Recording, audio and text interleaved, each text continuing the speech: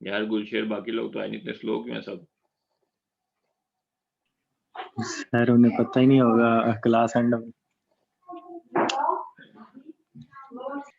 आज आज मैंने काफी सारी चीजें करवानी थी, वो टाइम वेस्ट हो रहा है सारा। Yes sir. चाहे प्रैक्टिकल भी होगा कि नेक्स्ट क्लास। मैंने प्रैक्टिकल के तौर पे एक चीज करवानी थी। इन चीजों का तो, सारी चीजों का तो मैं प्रैक्टिकल नहीं करा सकता। अगर आप लोगों ने करनी है तो आप खुद कर सकते हैं। इनमें से बहुत सारी चीजों का मैंने करवाया है, जैसे ये ऑथेंटिकेशन ऑथराइजेशन मैं करवा चुका हूँ। तो इस तरह इंपॉर्टेंट चीजें जो यूज होंगी उनको मैंने करवा दिया है। कस्टम कंट्रोल, यूजर कंट्रोल, ये सब आप खुद भी कर सकते हैं। कोई मसला हो तो फिर बता दे। एक और ओके चीज सर। करवानी थी लेकिन सब लोग आ ही नहीं रहे।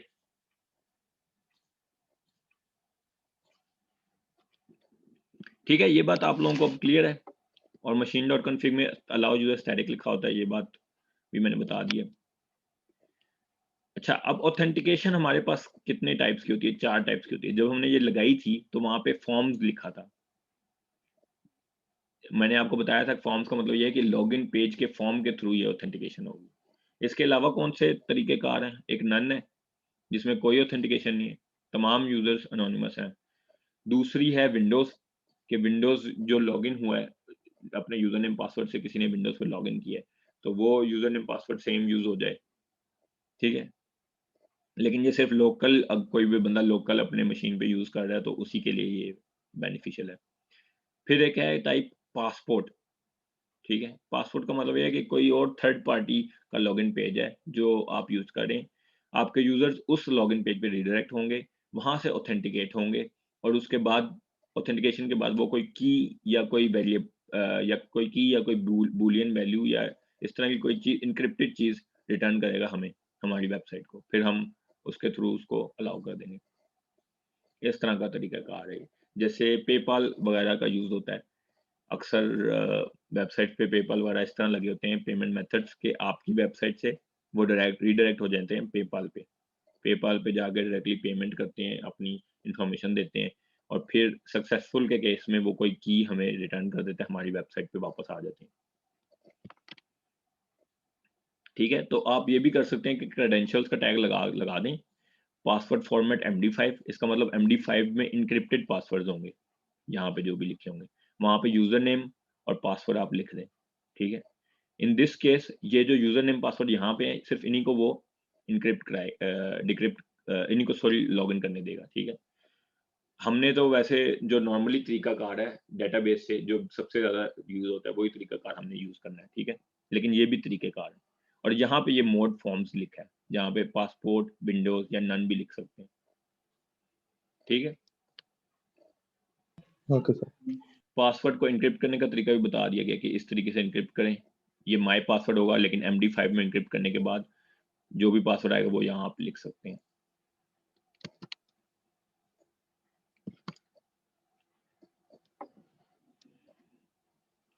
पासवर्ड इंक्रिप्शन दूसरी फाइल में होगा या SPX फाइल में? नहीं, ये पासवर्ड एन्क्रिप्शन का आपको बताया गया कि आप एक साइड पे एक अलग से कोड बनाएं, .cs फाइल बनाएं, उसमें अपना पासवर्ड यहाँ पे लिखें, और MD5 से एन्क्रिप्ट करके स्ट्रिंग वेरिएबल में स्टोर कर दें। फिर स्ट्रिंग वेरिएबल को प्रिंट कर दें कंसोल पे, आपका इस तरह का print print print encrypted password आ जाएगा। वहां से उठा के आपने ये वेब डॉट कॉन्फिग में इधर डाल देना। क्योंकि अब यहाँ पे ओके तो सर। आपको इनक्रिप्ट तो नहीं करना आता ना। अब मेरे पास ये पासवर्ड है, माई पासवर्ड, मैं अब इसको उस फॉर्म में कैसे लेके आऊँ? उसको उस फॉर्म में लेके आने के लिए एक साइड पे कोड लिख लें। उसका तरीका कार ये बताया कि वो एक वन टाइम यूज कोड होगा, बस पासवर्ड इनक्रिप्ट करने के लिए। ठीक है, ये सारी चीजें हम देख चुके हैं कि रीडायरेक्ट हो जाता है जब भी ऑथेंटिकेशन नहीं होती लॉगिन पेज पे। कोई भी पेज एक्सेस करते हैं लॉगिन पेज पे रीडायरेक्ट हो जाता है। जब आपकी सक्सेसफुल ऑथेंटिकेशन हो जाती है तब ही सिर्फ वो आपको पेजेस एक्सेस करने देता है। ये सब चीजें हम देख चुके हैं। कुकी भी देख चुके हैं कि क्लाइंट कोई पेज एक्सेस करता है a.aspx, तो सर्वर login.aspx लेकर उसको लॉगिन सर्वर पे भेज देता है। ये पासपोर्ट टाइप की ऑथेंटिकेशन यहाँ पे दिखाई गई है कि लॉगिन सर्वर कोई हो रहा है वहां पे भेज दिया। ठीक है, उस लॉगिन सर्वर ने उसको यूजर को आइडेंटिफाई किया है, लॉगिन किया है और कुकी आपको दे दी है। ठीक है, कुकी के बेस पे आप उसको पेजेस पे दे रहे हैं।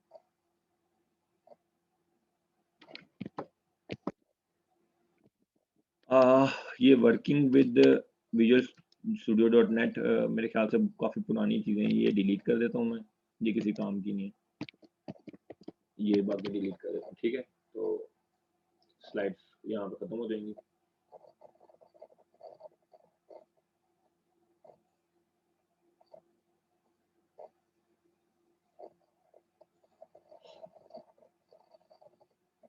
असाइनमेंट्स का अब ये है कि मैं आपको 2 असाइनमेंट दूँगा, 1 नहीं दूँगा, ठीक है। आज फिर मैं आपको असाइनमेंट दूँगा क्योंकि आपने कहा था सर नेक्स्ट वीक दे दें, आज ना दें।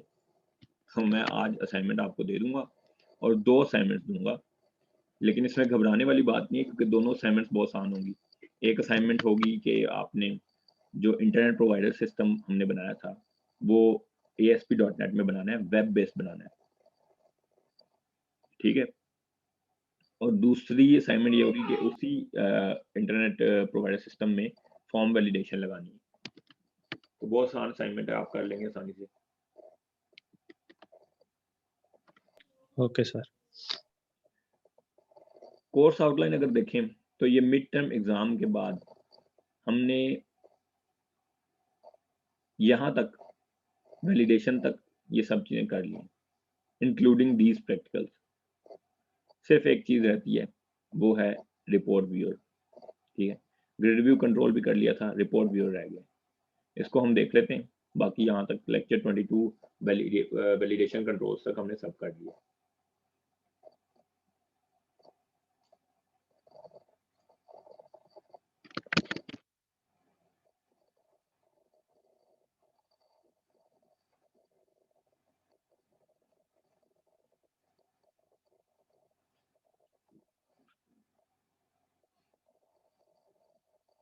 अब वेब की दुनिया से थोड़ा सा बाहर जाते हैं, दोबारा से विंडोज फॉर्म्स पे आते हैं।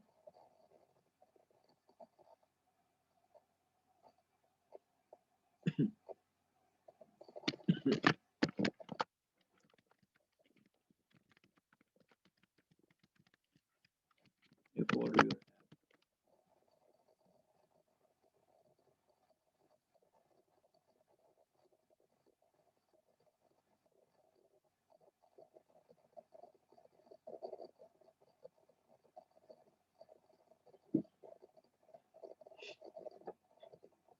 अच्छा ये फॉर्म है हमारा।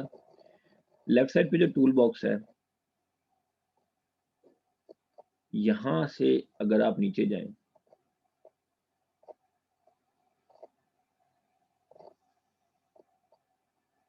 यहाँ पे ये एक सेक्शन है रिपोर्टिंग, यहाँ पे ये है रिपोर्ट व्यूअर।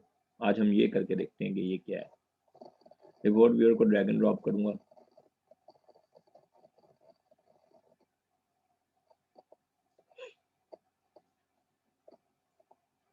ये रिपोर्ट व्यूअर आ गया। यहाँ पे ये एक छोटा सा एरो आ रहा है, रिपोर्ट व्यूअर को जैसे मैं सेलेक्ट करता हूँ यहाँ पे एक छोटा सा एरो आ रहा है, इस पे क्लिक करें। चूज अ रिपोर्ट में कोई रिपोर्ट नहीं है हमारे पास, अब हमें एक डिजाइन अ न्यू रिपोर्ट करनी पड़ेगी, ठीक है। डिजाइन अ न्यू रिपोर्ट, इस पे क्लिक करते हैं। अच्छा इससे पहले हम एक और काम करते हैं, एसक्यूएल सर्वर में जाएंगे।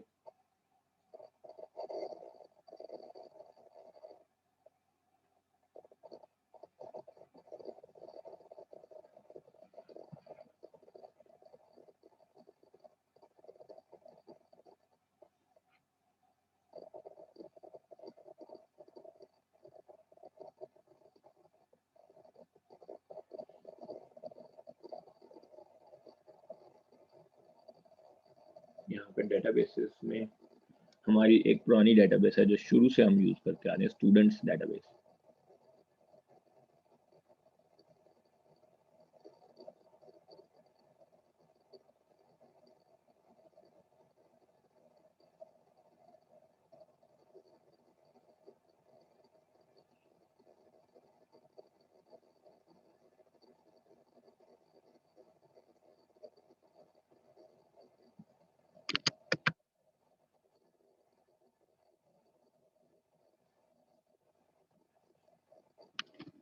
जब तक ये खुल रही है मैं आपकी अटेंडेंस स्टोर कर लेता हूँ।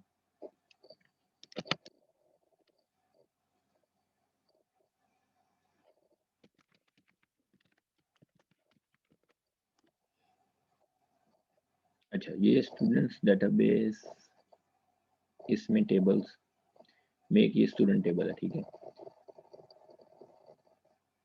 यहाँ इसके डिजाइन में जाते हैं।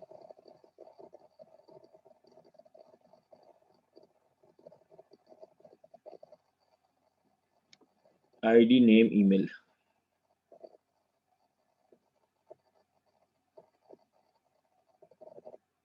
यहाँ पे मैं फॉर एग्जांपल फीस एक एट्रीब्यूट बना रहा हूँ, या फिर अगर एम्प्लॉय है तो एम्प्लॉय की सैलरी ही बल्कि कर लेते हैं, एक नया टेबल बना लेते हैं। चलें, यही ठीक है, लंबा काम नहीं करते। इसको सेव कर लेते हैं फीस को, ठीक है। इसको एडिट करते हैं रोज को, जो जो एम्प्लॉयज की फी उसकी स्टूडेंट्स की फीस है डाल लेते हैं।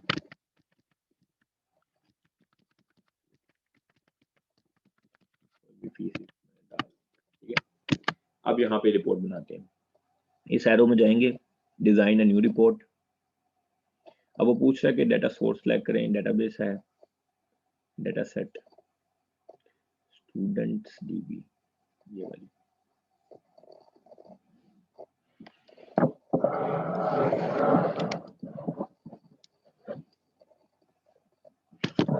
यहाँ पे वो पूछ रहा है कौन सा ऑब्जेक्ट है, स्टूडेंट है ऑब्जेक्ट।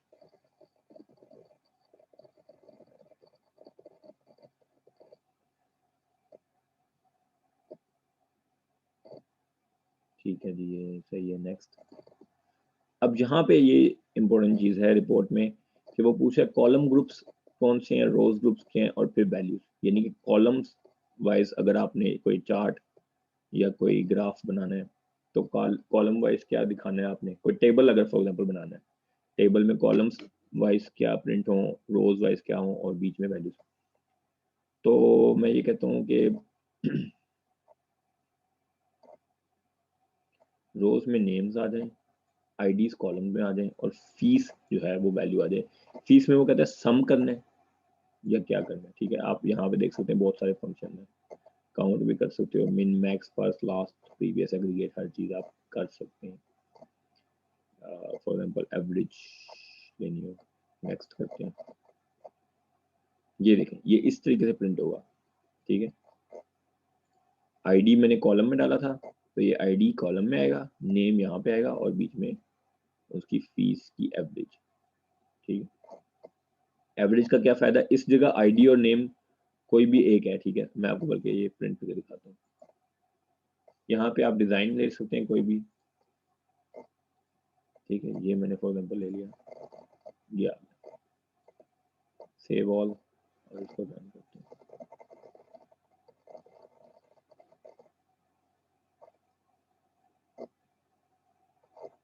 सोर्स स्पेसिफाइड नहीं करते हैं। अच्छा, डिजाइन तो होगी लेकिन यहाँ पे सिलेक्टेड नहीं है, यहाँ पे सिलेक्ट कर, अब ड्रॉप डाउन खोलूंगा तो यहाँ पे रिपोर्ट आ रही होगी, यहाँ सिलेक्ट कर लेते हैं। अब सेव ऑल करते हैं और रन करते हैं। ये आ गई आपकी रिपोर्ट। अभी आप देख सकते हैं कि इमरान जो है, सॉरी अली जो है, इसकी आईडी 2 थी और इसकी फीस इतनी थी, जो यहाँ पे आ रही है 11, जो भी है 1,10,000, ठीक है। ये यहाँ पे आ रही है। जो खुर्रम है उसकी आईडी 1 थी और उसकी फीस ये है, तो ये तो प्लेन है फीस, ये एवरेज नहीं हुई। एवरेज कहाँ पे होगी, नीचे टोटल में, ठीक है। नीचे टोटल में एवरेज होगी। पहले सारी वैल्यूज यहाँ पे सेम टू सेम आ जाएंगी क्योंकि एक ही एक वैल्यू है, लेकिन ये जो नीचे आखिरी जो सेल है यहाँ पे एवरेज होगी, ठीक है। यहाँ पे आप सम भी कर सकते हैं, कोई भी चीज कर सकते हैं, ठीक है। तो इस तरह के टेबल जिसमें आपको किसी किस्म की समरी डिस्प्ले हो, तो ये डिस्प्ले करने के लिए आप ये रिपोर्टिंग यूज करते हैं। यहाँ पे एक फायदा ये है कि हमारे पास और भी ऑप्शन है, रिफ्रेश, यहाँ पेजिनेशन है, रिफ्रेश है, प्रिंट है, प्रिंट लेआउट, पेज सेटअप, और एक्सपोर्ट भी कर सकते हैं एक्सेल में, पीडीएफ में, वर्ड में, ठीक। जैसे फॉर एग्जांपल मैं वर्ड में, सॉरी पीडीएफ में एक्सपोर्ट करता हूँ।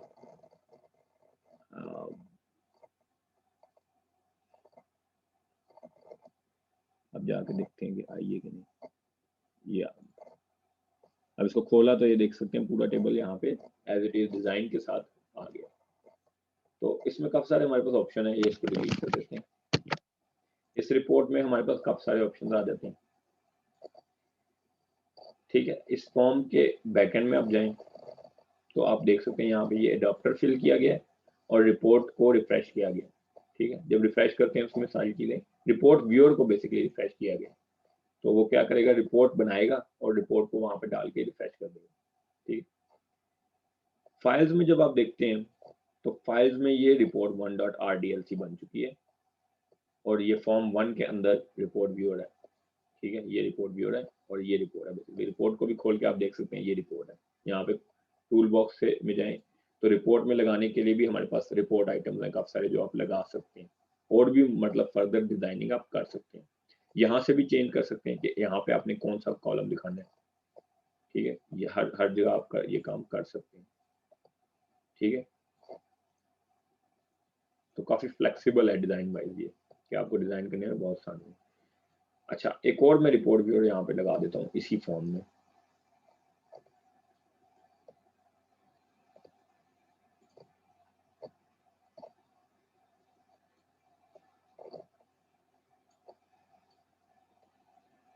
ये मेरा रिपोर्ट व्यूअर आ गया। मैं इस रिपोर्ट व्यूअर के लिए एक नई रिपोर्ट बनाता हूँ, लेकिन यहाँ से नहीं बनाता। एक और दूसरा तरीका जो है वो मैं आपको दिखाना चाह रहा हूँ रिपोर्ट बनाने का। प्रोजेक्ट पे राइट क्लिक करें, ऐड में जाएं, न्यू आइटम। ये देखें यहाँ पे यूजर कंट्रोल लिखा आ रहा है। मैंने आपको कहा था कि यूजर कंट्रोल न्यू आइटम करके आप बना सकते हैं, ठीक है।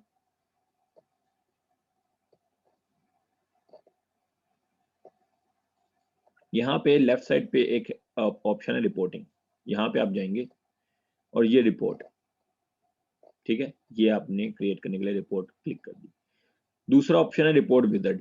रिपोर्ट विजर्ड सेम वही विजर्ड है जो हमारे पास पहले रिपोर्ट बनाते हुए आया था, जिसने पहले डेटाबेस डिटेल्स ली, फिर उसके बाद टेबल का पूछा कि कौन से कॉलम वाइज कौन से रखने हैं, रो वाइज कौन से रखने हैं, डिजाइन का पूछा कि कलरिंग क्या करनी है, वो रिपोर्ट विजर्ड है। ये आप करते हैं रिपोर्ट विजर्ड आ जाएगा। ये करते हैं तो खाली एम्प्टी रिपोर्ट आ जाती है, ये एम्प्टी रिपोर्ट बन चुकी है, ठीक है। अब यहाँ पे लेफ्ट साइड पे ये टूल बॉक्स में जाएं तो ये हमारे पास काफी सारे हैं। मैट्रिक्स बना सकता हूँ, टेबल बना सकता हूँ, उसी तरह का टेबल बना लूँ, या कोई भी और रेक्टेंगल, लिस्ट, इमेज, सब रिपोर्ट इसके अंदर कोई डाल सकता हूँ। मैं फॉर एग्जांपल चार्ट बना लेता हूँ। यहाँ पे चार्ट जैसे ड्रैग एंड ड्रॉप किया तो सिलेक्ट चार्ट टाइप का ऑप्शन है, जिसमें बहुत सारे हमारे पास रेंज है पूरी। चार्ट की लाइन चार्ट है, शेप है, बार है। मैं फॉर एग्जांपल यही बार चार्ट है, यही सिलेक्ट कर लेता हूँ। जैसे ही मैंने ये सिलेक्ट किया उसने डाटा सेट की डिटेल्स पूछी कि डाटा सेट जो लगाना है वो कौन सा है। मेरे पास डाटा सेट का नेम मैंने यही रख दिया, डाटा सेट 1। डाटा सोर्स में न्यू भी कर सकता हूँ, जैसे ही न्यू करूंगा वो मेरे से फिर से वही डाटा बेस की डिटेल्स पूछेगा। फिलहाल मैंने वो बता चुका हूँ तो डाटा सेट को सेव भी कर चुका हूँ, डाटा सोर्स को, सॉरी। तो यही सिलेक्ट कर लेता हूँ, अवेलेबल डाटा सेट्स और कॉलम्स, ठीक है। ओके करूंगा तो ये चार्ट मेरा बन गया। इसको थोड़ा सा ऊपर कर लेता हूँ, नीचे, ठीक है।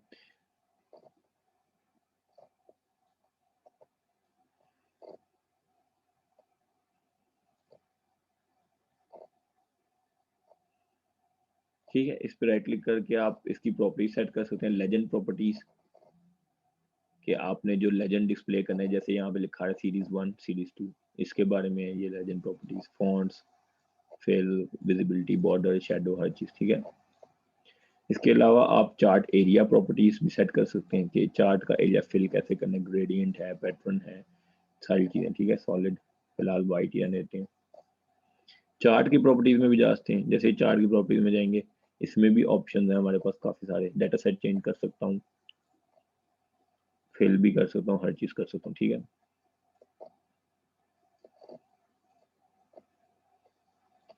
अब यहाँ पे आऊंगा फॉर्म 1 में, यहाँ पे एरो में जाऊंगा और चूज रिपोर्ट करके दूसरी रिपोर्ट में सेलेक्ट कर लेता हूँ, सेव ऑल करता हूँ, रन करूंगा तो ये मेरा चार्ट बन गया, लेकिन एम्प्टी सीरीज है, इसमें सीरीज वगैरह नहीं बनेगी। वापस रिपोर्ट में जाते हैं,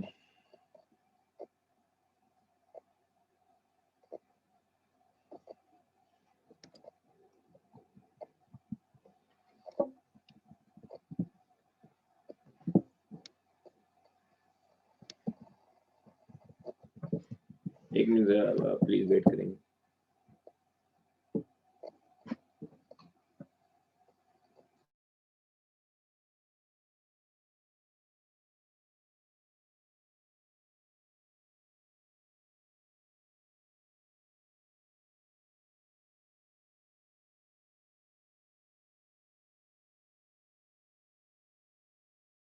जी, तो अब ये इस चार्ट को मैं यहाँ पे सिलेक्ट करूंगा। यहाँ पे लेफ्ट साइड पे आप देख सकते हैं रिपोर्ट डाटा आ रहा है, ठीक है।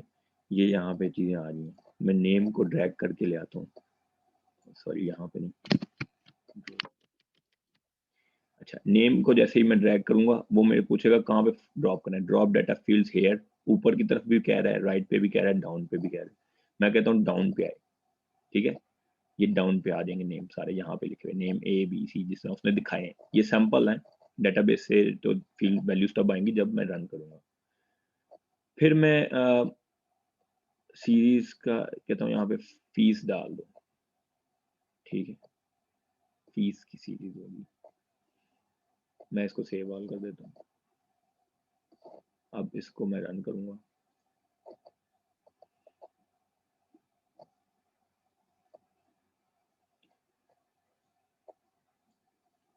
नेम्स तो सही आ रहे हैं लेकिन ये वैल्यूज सही नहीं आ रही। ये वैल्यूज लिखी आ रही हैं लेकिन उनकी बार्स नहीं बन रही। मैं इनको कंट्रोल भी करता हूँ, यहाँ पे नहीं डालता। फीस को मैं डाल देता हूँ ऊपर। अब सेव ऑल करता हूँ और अब रन करते हैं, ठीक है। तो अब क्या हुआ, वो सारी नेम के अगेंस्ट फीसिस उसने यहाँ पे प्रिंट कर दी। तो ये आपको एक्सपेरिमेंट करके देखना पड़ेगा कि किस तरीके से आप डिस्प्ले कराना चाहते हैं, ठीक है। इसमें भी हमारे पास सारे वही ऑप्शन है। रिफ्रेश करूंगा, रिफ्रेश हो रहा है। डेटाबेस में अगर चेंजेस हो गए हैं तो रिफ्रेश करने से ये रिफ्रेश हो जाएगा। प्रिंट लेआउट, ये प्रिंट लेआउट दिखा रहा है सारा। पेज सेटअप, ये पेज सेटअप है। A4 पेज लेना है, कौन सा लेना है, हर चीज, ठीक है। तो रिपोर्ट व्यूअर का ये फायदा है कि चार्ट को मैं इस तरह प्रिंट भी कर सकता हूँ। लेट्स से मैं एक नया फॉर्म बनाता हूँ,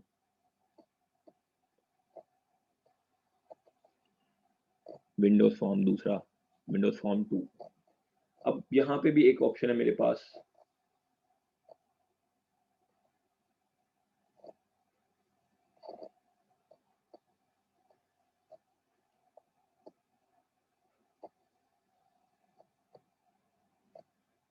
कहाँ गया चार्ट का ऑप्शन।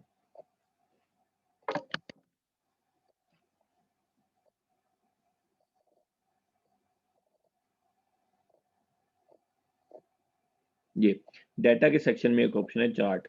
जैसे ही मैं इसको ड्रैग एंड ड्रॉप करूंगा ये यहाँ पे चार्ट आ जाएगा, ठीक है। अब मैं ये इस चार्ट के अंदर डाटा कहाँ से लगाऊंगा ये आप पूछेंगे, तो मैं इस फॉर्म के लोड के मेथड में जाता हूँ। यहाँ पे मेरे पास चार्ट 1 के नाम से आ गया ये चार्ट। मैं यहाँ पे कर सकता हूँ टाइटल्स डॉट ऐड।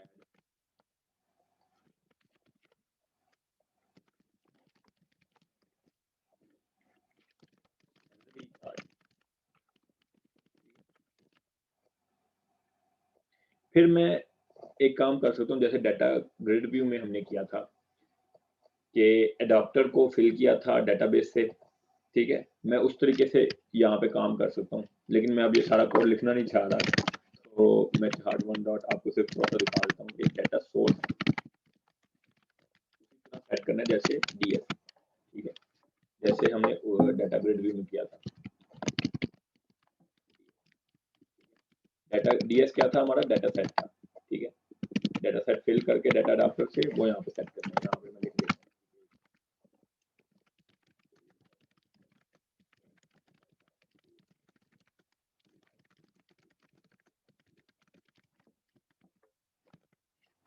फिर उसके बाद क्या करना है, आपने चार्ट 1 लगानी है।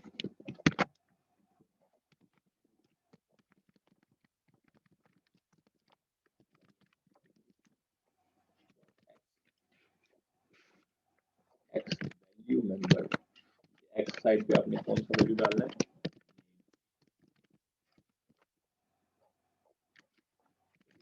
चार्ट 1 डॉट सीरीज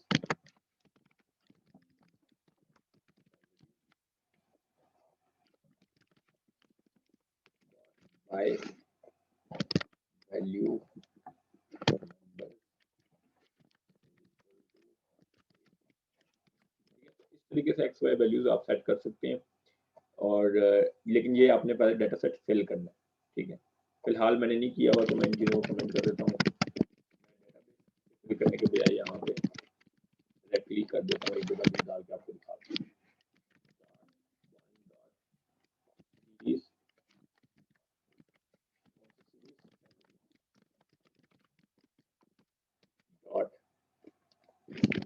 एक दो पॉइंट्स डाल देता हूँ बस मैं।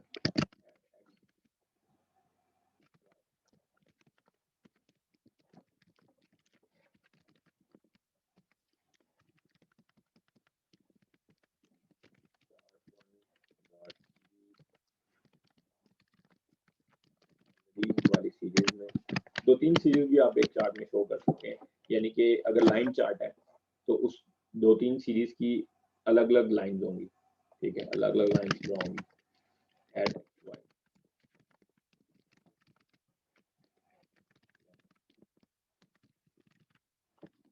तो इस तरीके से मैं कर सकता हूँ। अब इस फॉर्म को रन करना चाहता हूँ तो मुझे क्या करना पड़ेगा, रीडायरेक्ट अगर नहीं करना चाहता तो यहाँ पे आगे program.cs में रन करने वाला फॉर्म चूज कर देता हूँ। रन करेंगे, error a chart element with the name salary could not be found in the series collection। कह रहा है आपने सीरीज तो बता दी कि इस सीरीज में पॉइंट ऐड करना है, लेकिन ये सीरीज है ही नहीं। सीरीज कहाँ से ऐड करेंगे, ये चार्ट है, ठीक है। इसकी प्रॉपर्टीज में जाते हैं, थोड़ा सा नीचे जाएंगे, यहाँ पे एक होगा सीरीज, ये सीरीज, ये इसके थ्री डॉट्स से खोलेंगे, ये सीरीज है। इस सीरीज का नेम सैलरी रख देते हैं, तो सीरीज हमने वहां पे यूज करनी है। ओके कर देते हैं, सेव ऑल, अब रन करते हैं,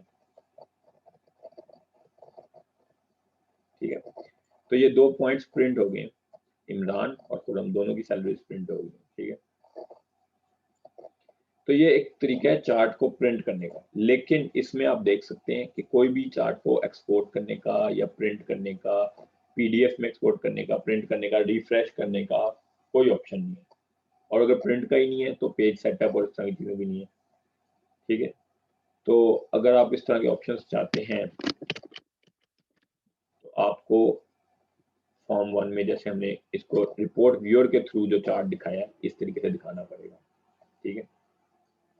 इस तरह इसमें प्रिंट वगैरह के ऑप्शन आ जाते हैं, ये प्रिंट का ऑप्शन है, पेज सेट, प्रिंट लेआउट है, पेज सेटअप है और एक्सपोर्ट है, ठीक है, जो कि मैंने आपको करके दिखा दिया। एक्सपोर्ट पीडीएफ में दोबारा से करके देख लेते हैं इस चार्ट को भी।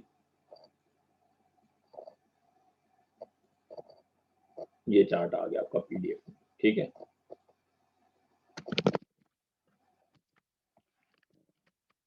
कोई सवाल हो किसी का?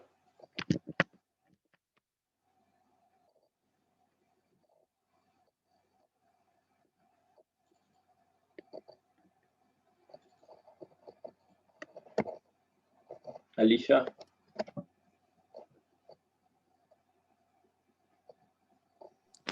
No, sir, no questions. सही है, ठीक है। काशिफ?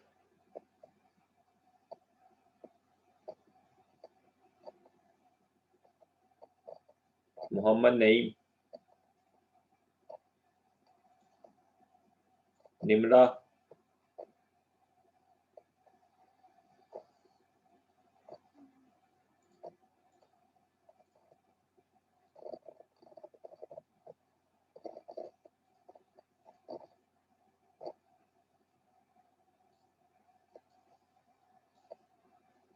मुनीब?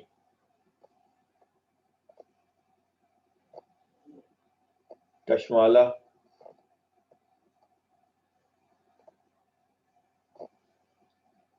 मायरा?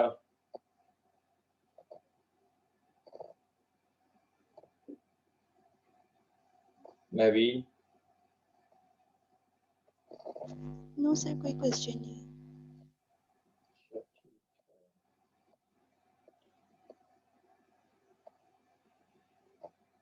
ठीक है, तो कोर्स आउटलाइन अगर हम देखें तो हम लोगों ने लेक्चर 22 तक सारी चीज़ें कवर कर ली, और जो मैं असाइनमेंट आपको दे रहा हूँ, 2 असाइनमेंट्स हैं, इनसे होपफुली आपकी काफ़ी सारी चीज़ें कवर हो जानी चाहिए।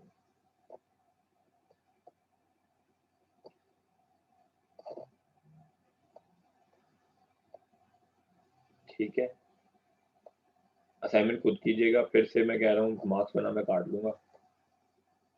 मेरे में बहुत सारे लोगों ने बहुत सारे मार्क्स अपने ज़ाया किए हैं कॉपी करके।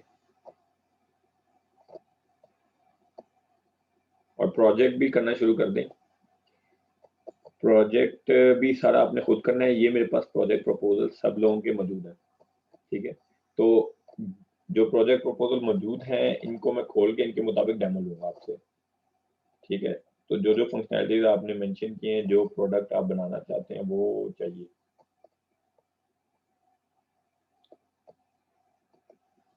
लास्ट टाइम कुछ स्टूडेंट्स ने ये किया था कि लास्ट टाइम पे मुझे आगे आखिरी दिन, प्रेजेंटेशन वाले दिन कहते हैं कि सर ये नहीं हमने बनाया, हमने ये बनाया। यानी कि जो भी फाइनल प्रोजेक्ट था उनका, वो जितना भी बना हुआ था वो लाके मुझे दिखाना शुरू कर दिया कि जो है ना, हमें डबल मेहनत नहीं करनी पड़े, या जो भी अब इजीली सीनियर्स वगैरह से मिल गया बना बनाया, वो ला के दिखाना शुरू कर दिया। तो इस तरीके से नहीं होना चाहिए। जो प्रपोजल है, प्रपोजल लिया ही इसलिए, प्रपोजल का मकसद ही इसलिए उसके आपके असाइनमेंट के मार्क्स लगे, तो वो फजूल ज़ाया नहीं होना चाहिए। उसका मकसद ही यही है कि वही चीज़ आपने इम्प्लीमेंट करनी है और मैं वही चीज़ देखूंगा। उसमें जो भी फंक्शनैलिटी लिखी है वो सब इम्प्लीमेंटेड चाहिए। अगर आपसे नहीं होती तो आप टाइमली मेरे से डिस्कस कर सकते हैं कि सर ये चीज़ नहीं हो रही, ये कैसे होगी, आप मेरे से पूछ सकते हैं। और अगर फिर भी नहीं होती तो इट्स ओके, लेकिन आप लोगों ने करना खुद है। फंक्शनैलिटी कम ज़्यादा हो तो मैं काम चला सकता हूँ, लेकिन कॉपीड या कहीं इस तरह नहीं होना चाहिए कि जो पता लग जाए मुझे कि ये आपने खुद नहीं किया।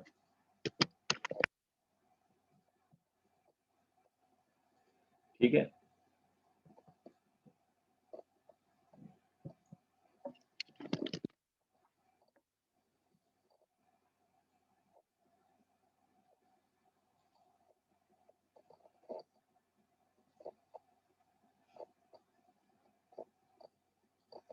ठीक है जी। जो लोग जाना चाहते हैं जा सकते हैं, और अगर किसी का कोई सवाल है तो वो पूछ सकता है।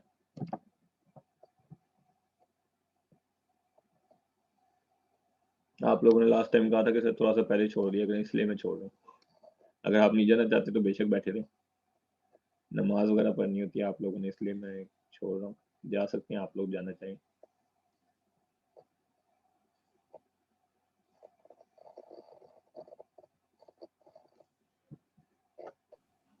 सर मेरे विंडो फार्म ऐप में वो रिपोर्टिंग का ऑप्शन नहीं आ रहा टूल बॉक्स में। आपका कौन सा विजुअल स्टूडियो है? 2017। इसलिए नहीं आ रहा। क्रिस्टल रिपोर्ट्स आ रहा होगा, आ रहा है उसमें क्रिस्टल इसमें क्या रिपोर्ट्स? होगा? क्रिस्टल रिपोर्ट्स, एक मिनट। नहीं सर। अच्छा क्रिस्टल रिपोर्ट्स इनेबल कर सकते हैं आप। नेट पे सर्च कर लीजिएगा, क्रिस्टल रिपोर्ट्स होता है। जो नए विजुअल स्टूडियोज हैं उनमें क्रिस्टल, माइक ऑफ कर दें प्लीज, ओके। मैं बता देता हूँ। तो जो नए विजुअल स्टूडियोज हैं उनमें ये वाली रिपोर्टिंग RDLC रिपोर्ट्स इनको कहते हैं, ठीक है। जब हमने न्यू रिपोर्ट किया तो RDLC उसकी एक्सटेंशन थी फाइल की, रिपोर्ट 1.RDLC, तो इनको RDLC रिपोर्ट्स कहते हैं। नए विजुअल स्टूडियोज में ये नहीं है। तो या तो आप पुराना इंस्टॉल कर लें, अगर आप ये करना चाहते हैं, आपने करना है खुद से, करना तो है जाहिर है क्योंकि कोर्स में है। तो या तो पुराना विजुअल स्टूडियो कर लें, या नए विजुअल स्टूडियो में क्रिस्टल रिपोर्ट्स के नाम से है वो। आप अगर आपके पास नहीं है टूल बॉक्स में तो वो इनेबल कर सकते हैं, ऐड कर सकते हैं। गूगल पे देख लें, उसको ऐड कर लें, और उस पर भी प्रैक्टिस कर सकते हैं। वो थोड़ा सा लेकिन डिफरेंट है, वो थोड़ी सी एडवांस रिपोर्टिंग है, इससे थोड़ी सी डिफरेंट होगी। फिर आप ये चीज़ें नहीं उसमें ढूंढ सकते जो मैंने आपको दिखाई है, ठीक है। उसमें काफ़ी सारी चीज़ें चेंज हो सकती हैं। ठीक ओके है सर।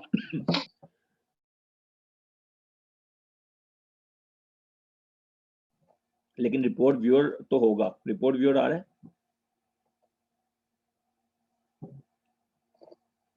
सर रिपोर्ट के रेलिवेंट कोई भी कीवर्ड नहीं वो एक्सेप्ट कर। ठीक है, फिर वो क्रिस्टल रिपोर्ट्स और लिखना है सिर्फ।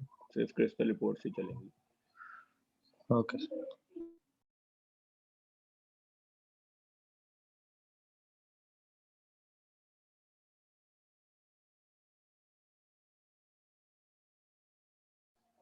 कोई और सवाल किसी का? ये क्योंकि कोर्स आउटलाइन में है इसलिए मुझे ये पढ़ाना पड़ा, ये है पुराना टॉपिक है RDLC, नए विजुअल स्टूडियोज में नहीं होता ये।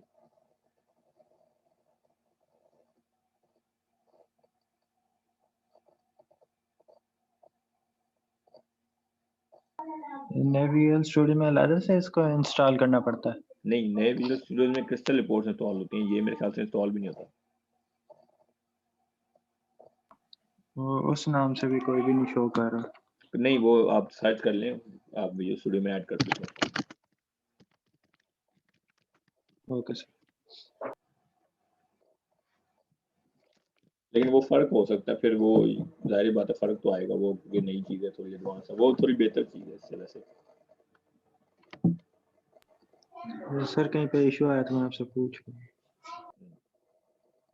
अगर पुराना कर सकते हैं इंस्टॉल तो अच्छा है, आप ये चीज़ करके देख सकेंगे।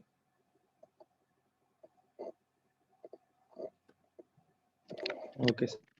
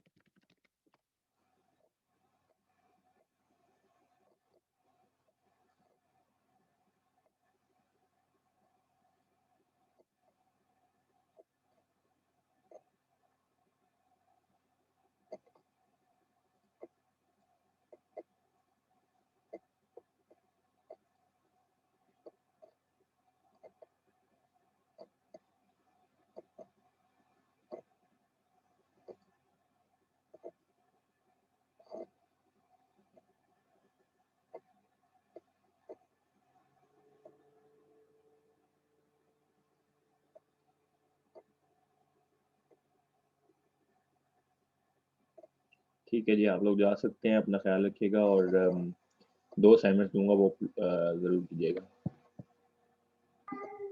ओके सर, अल्लाह अल्लाह हाफिज़। हाफिज़।